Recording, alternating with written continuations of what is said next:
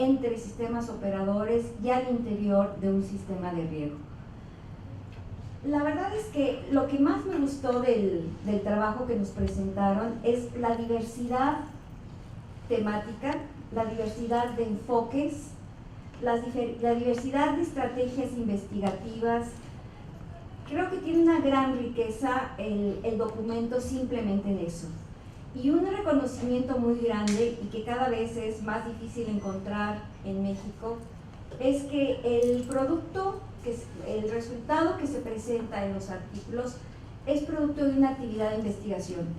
Todos los trabajos tienen detrás un trabajo investigativo muy serio y muy sólido. Yo de verdad les recomiendo que simple y sencillamente, por ese motivo, ustedes tengan la iniciativa de leer los temas que más les interesen.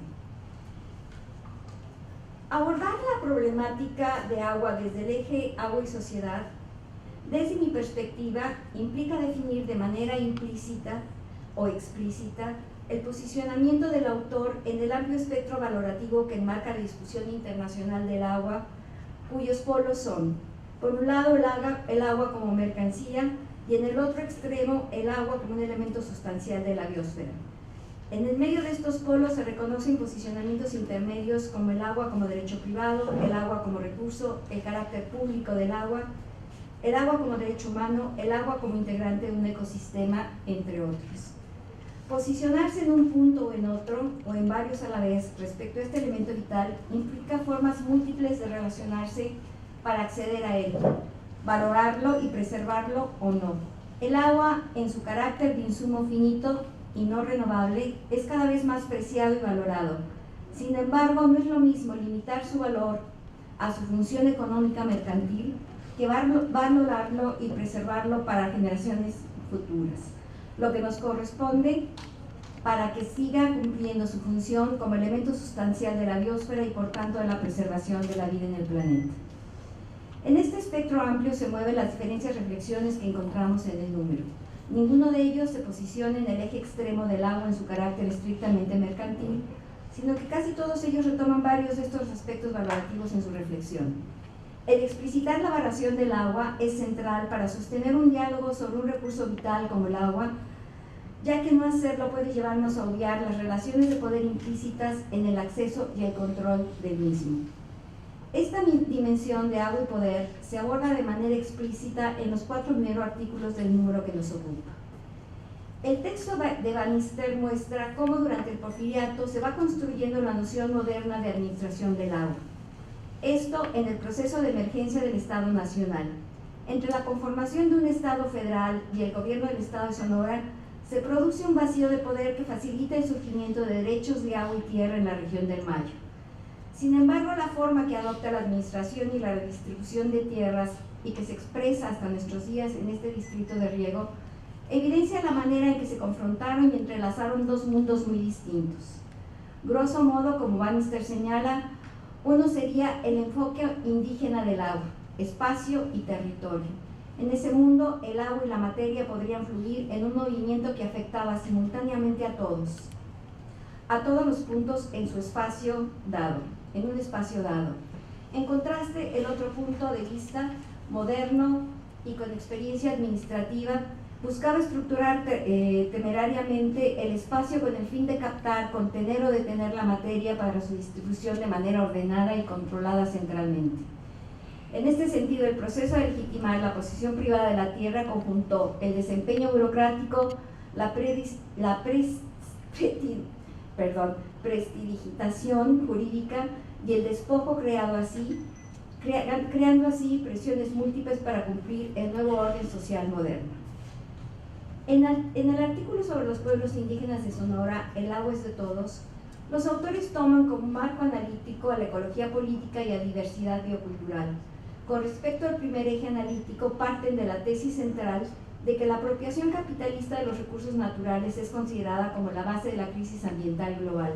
La cultura es la instancia mediadora entre sociedad y naturaleza, y el vínculo entre cultura y naturaleza se organiza a partir de la cosmovisión puesta en práctica en las formas de organización política comunitaria de los sistemas de conocimiento y regulación de la naturaleza. Desde el enfoque de la diversidad biocultural, las comunidades territorios indígenas se consideran reservorios fitogenéticos, así como acervos de conocimiento endémico ancestrales en el manejo de los recursos naturales. Incluso sistemas complejos de ordenamiento ecológico territorial y son una valiosa fuente de contribución ética para la construcción de lo que ahora se denomina sustentabilidad ambiental y el diálogo de saberes. Es precisamente en el territorio en donde se arraiga la identidad y en ella la praxis de la subsistencia, así como la organización política y los usos y costumbres que garantizan el acceso comunitario al mismo. Es en el territorio en donde las lenguas y saberes le dan sentido a la biodiversidad y hacen de las prácticas de subsistencia el medio concreto de una forma comunitaria significativa de vivir en la tierra. El avance de la sociedad capitalista ocasiona profundas transformaciones de la cultura indígena y las nuevas configuraciones de la bioculturalidad de Sonora se han determinado como constructos geopolíticos de resistencia que luchan no solo por sus tierras, sino por sus territorios, ya que es allí en donde radica su autonomía política y su posibilidad comunitaria. A partir de este marco, analizan la situación actual y el deterioro de las comunidades indígenas sonorenses, la Cucupá, Pápago, Segui, Yaqui, Guarajío y Maya. El tercer texto aborda el tema del territorio y las relaciones de poder en el análisis del acceso al agua y es el de Esther Padilla, la construcción social de la escasez de agua, una perspectiva teórica anclada en la construcción territorial. Retoma como tesis una cita de Juan Carlos Marín: un territorio es siempre social, es un ámbito donde se producen condiciones sociales y materiales de existencia. Asimismo, toda territorialidad es social, entendida esta en el sentido amplio de un espacio de poder en disputa. Con esto pone en el centro de su análisis, con nombre y apellido, las relaciones de producción, eje fundamental de las relaciones de poder. Completa su marco analítico con Foucault y con Lacoste. Con Foucault refuerza la concepción de Marín en el sentido de que el territorio es sin duda una noción geográfica, pero en primer lugar es una noción jurídico-política que implica lo que es controlado por un cierto tipo de poder. Es decir, hay ciertas nociones espaciales que son tanto geográficas como políticas porque refieren a las nociones de dominación y control. Lo mismo hace con Lacoste, en tanto que para él la geografía es un saber estratégico, un poder, y refiere a la articulación de conceptos referentes al espacio.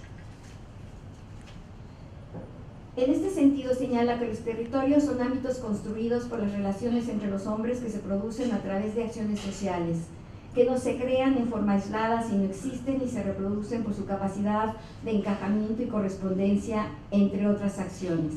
De ahí que se produzcan relaciones sociales.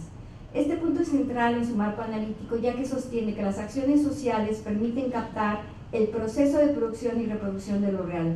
Lo central en su análisis serán las relaciones de confrontación, ya que en su perspectiva un territorio se constituye mediante relaciones sociales de poder. Con este andamiaje conceptual le interesa dar cuenta de la escasez del agua en un territorio.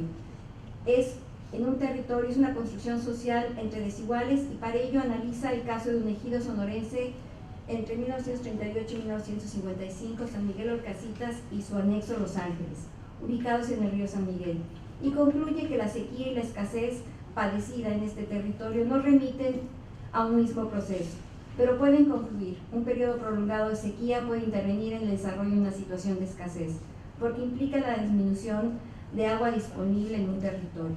No obstante, la escasez no resulta de condiciones climatológicas, sino de los modos en que se usa y distribuye el agua en un contexto determinado.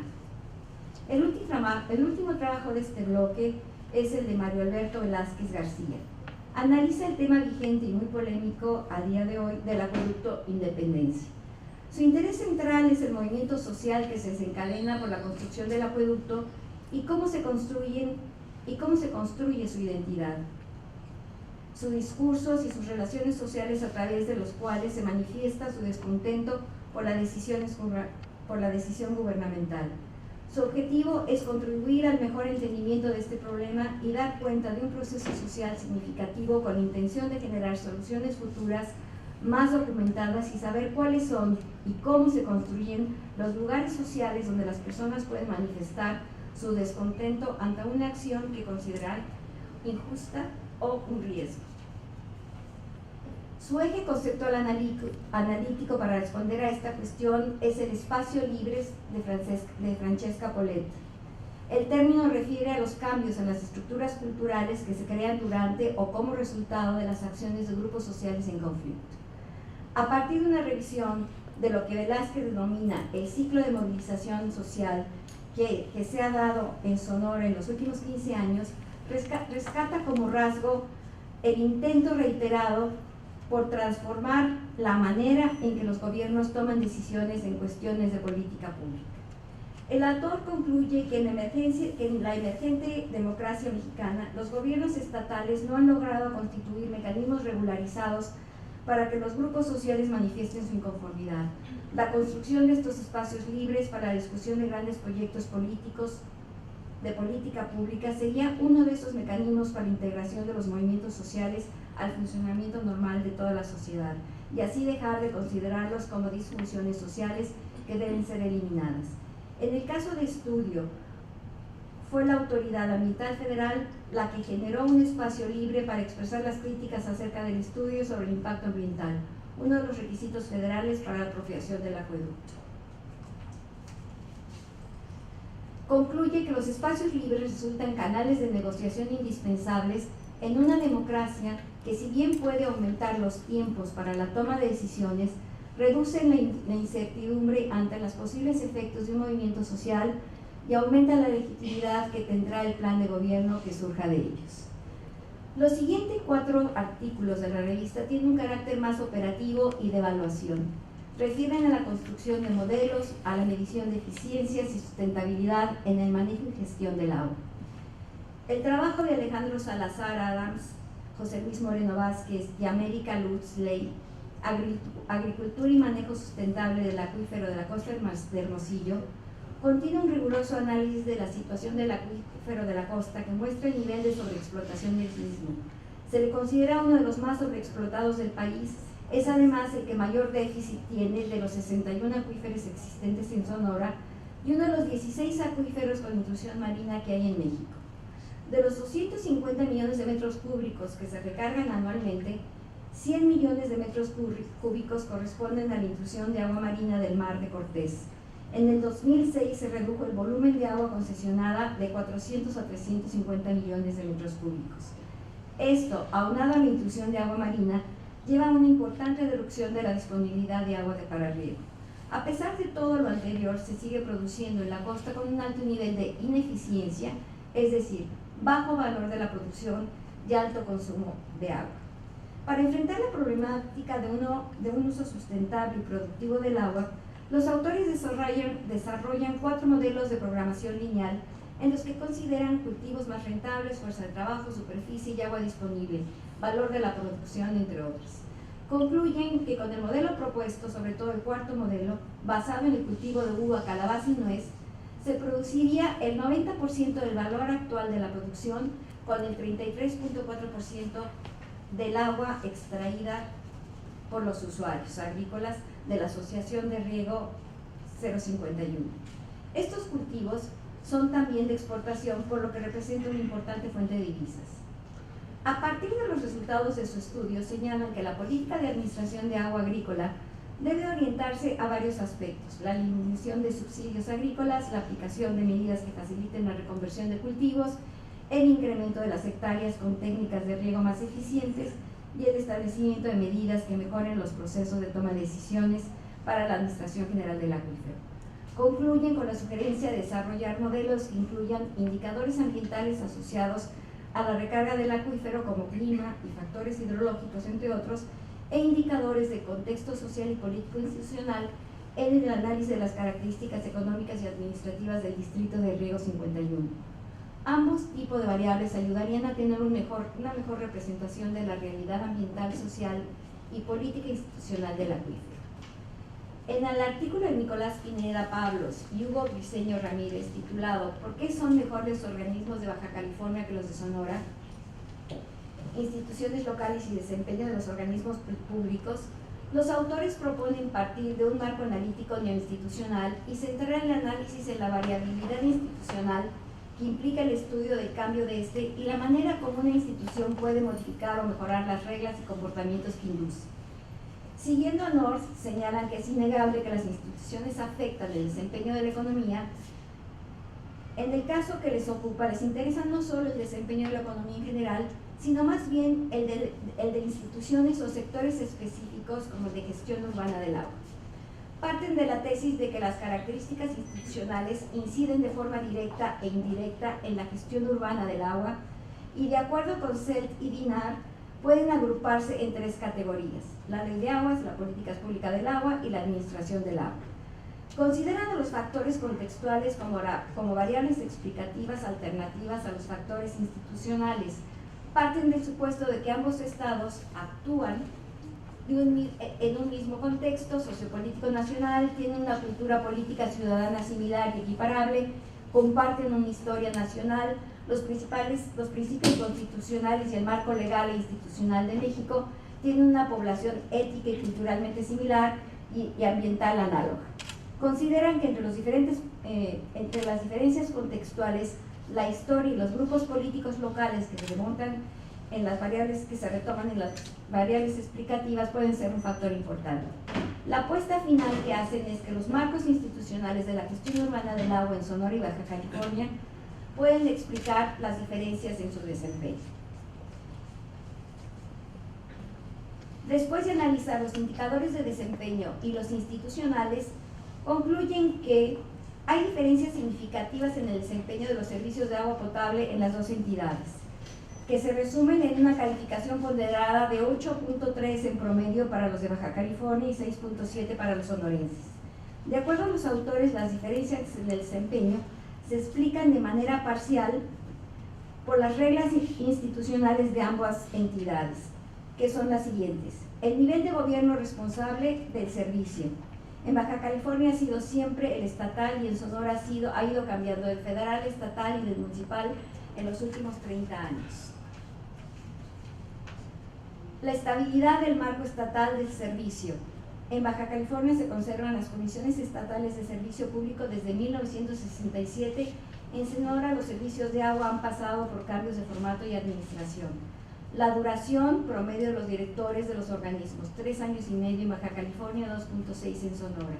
La tarifa de cobranza y la recaudación propia.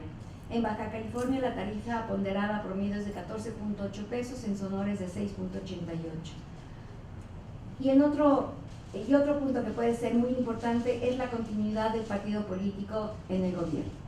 Concluye que la diferencia en el desempeño se debe a una mayor capacidad institucional y el sostenimiento de mejores condiciones para la planeación y dirección efectiva de los servicios. Los organismos de Baja California han creado mejores reglas de operación y funcionado más como empresas públicas, mientras que los sonorenses han tenido mayores rezagos y distracciones en su desarrollo institucional.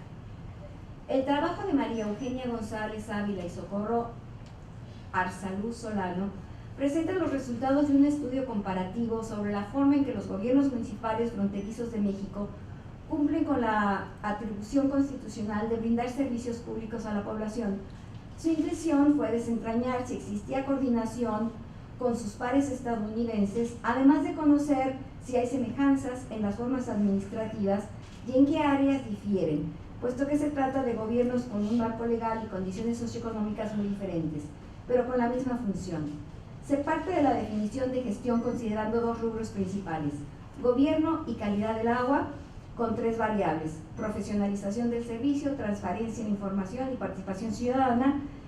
En el segundo se tomaron en cuenta indicadores como infraestructura, calidad del agua, capacitación técnica del personal que brinda el servicio. Las autoras desarrollan una estrategia metodológica que implicó analizar la gestión de los municipios de ambos lados de la frontera considerando indicadores cuantitativos y cualitativos. En la evaluación de la infraestructura, las condiciones de trabajo, la capacitación del personal y el cumplimiento de la normatividad en materia de parámetros físico-químicos y biológicos del agua potable tratada en cada ciudad.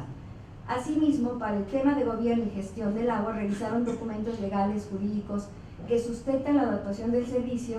Se realizaron entrevistas a funcionarios locales, tanto a miembros del Cabildo como a los de los consejos de administración, en el caso mexicano, En el estadounidense se entrevistó a los integrantes del Consejo de la Ciudad y a los ciudadanos de las comisiones de agua. Además, se examinó la información disponible en Internet y en los folletos que se distribuyeron a la población. Después de un detallado análisis de la información y de los casos seleccionados, que fueron Ciudad Acuña, Nuevo Laredo y Reynosa en el estado de Coahuila y Tamaulipas, y del lado norteamericano la ciudad del Río, Laredo y McAllen en el estado de Texas, concluye lo siguiente.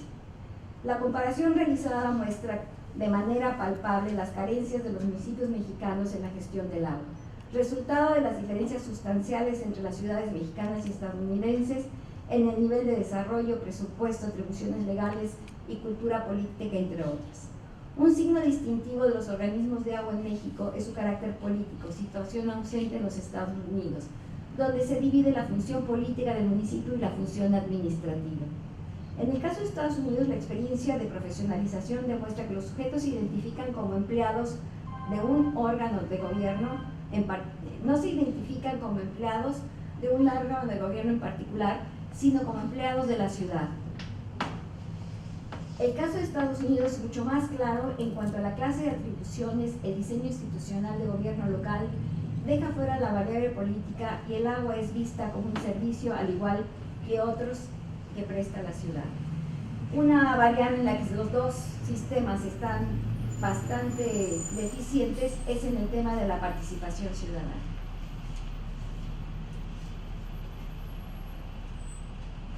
En el último artículo del número que nos ocupa, Riesgo sanitario en calidad bacteriológica del agua, una evaluación en 10 estados de la República Mexicana, se presentan los resultados de evaluación realizados por el Colegio de Sonora a la Comisión Federal para la Protección contra Riesgos Sanitarios, COFEPRIS, en 2008 y 2009.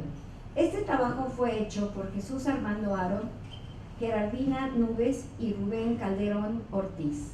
La evaluación se realiza en Sonora, Nuevo León, Chihuahua, Aguascalientes, San Luis Potosí, Nayarit, Distrito Federal, Morelos, Oaxaca y Chiapas.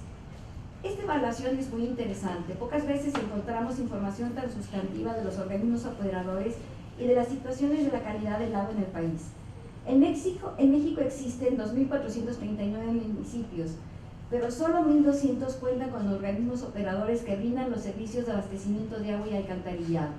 Esto a pesar de que desde 1981 tienen la responsabilidad de hacerlo, y también el tratamiento y disposición de aguas residuales desde 1989.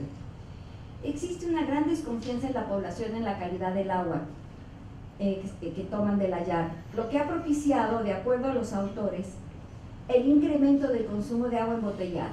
Según la ONU, en el 2004, México ocupó el segundo lugar mundial en el consumo per cápita, con 1.690 litros persona al año.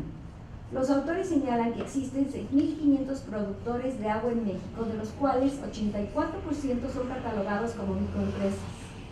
El mayor volumen de venta es el de garrafón, 83%, y el resto en envases personales y familiares. Del total de empresas purificadoras se estima que 2.500, el 38.5%, son informales. Llevan a cabo sus operaciones por fuera de la norma.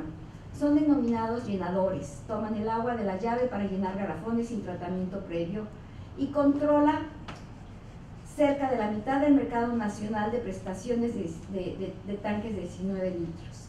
Además, 85% de los negocios que producen agua embotellada no cuentan con infraestructura y controles sanitarios adecuados, y se calcula que puede haber de 5 a 8.000 establecimientos clandestinos. La evaluación que realizan se restringió al proyecto de agua de calidad bacteriológica de COFEPRIS, tanto en la valoración de su desempeño como en la gestión de las actividades que conducen las áreas de regulación sanitaria en las entidades federativas mencionadas. Para el análisis de la calidad bacteriológica del agua se incluyó la valoración del desempeño de varias instancias relacionadas con la calidad del agua entubada, para lo cual se efectuaron actividades de investigación en plantas potabilizadoras, jurisdicciones sanitarias, organismos municipales, operadores de agua, áreas de regulación sanitaria, así como entrevistas a informantes clave. La COFEPRIS ejerce de manera parcial, pero los principales resultados de esta evaluación se los voy a nada más enunciar de manera muy general. Uno de los resultados que señala es que la COFEPRIS ejerce de manera parcial y deficiente sus atribuciones en materia de control y fomento sanitario en el rubro de agua de calidad bacteriológica.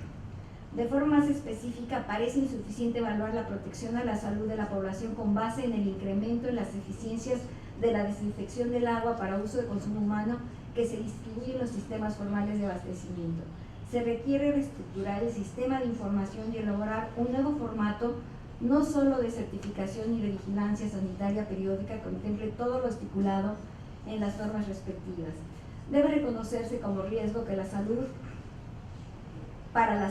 debe reconocerse como riesgo para la salud que la norma rebasa los límites permisibles por los efectos negativos que puede generar la formación de compuestos tóxicos. Elaboran una serie de propuestas. Una de ellas es proponer y establecer convenios con instituciones académicas para el desarrollo del proceso y análisis de certificación, proyectos de investigación, programas docentes y formación de técnicos especializados en materia de vigilancia y eficiencia de cloración del agua. Bueno, esto es en términos generales el contenido básico de los diferentes artículos. Espero no haber sido muy reduccionista de lo que ellos están proponiendo. Realmente los trabajos son muy sustantivos. La información que se presenta ahí es una información muy rica. Creo que no solamente es pertinente para el ámbito académico, creo que es una información muy rica también para los decisores públicos, para los mismos empresarios. A mí la verdad me saltó muchísimo esto de que la mayor parte del agua que se consume, de agua embotellada, viene de empresas informales y que no hay ningún monitoreo del agua que tomamos, y la gente realmente piensa que está tomando mejor agua que la que sale de la llave. Esto es un detalle, pero en términos de información está lleno de estos pequeños detalles toda la revista. Yo de verdad se los recomiendo ampliamente. Es un número que a mí personalmente me enseñó muchas cosas, me entusiasmó ver que todavía hay una energía investigativa en este país, a pesar de todo prevalece. No son solamente rollos teóricos de especulaciones en el aire, sino realmente son trabajos muy bien fundamentados, y espero de verdad que haber podido mostrar parte de la riqueza de estos textos, animarlos a que lo lean, y pues muchísimas gracias por su atención.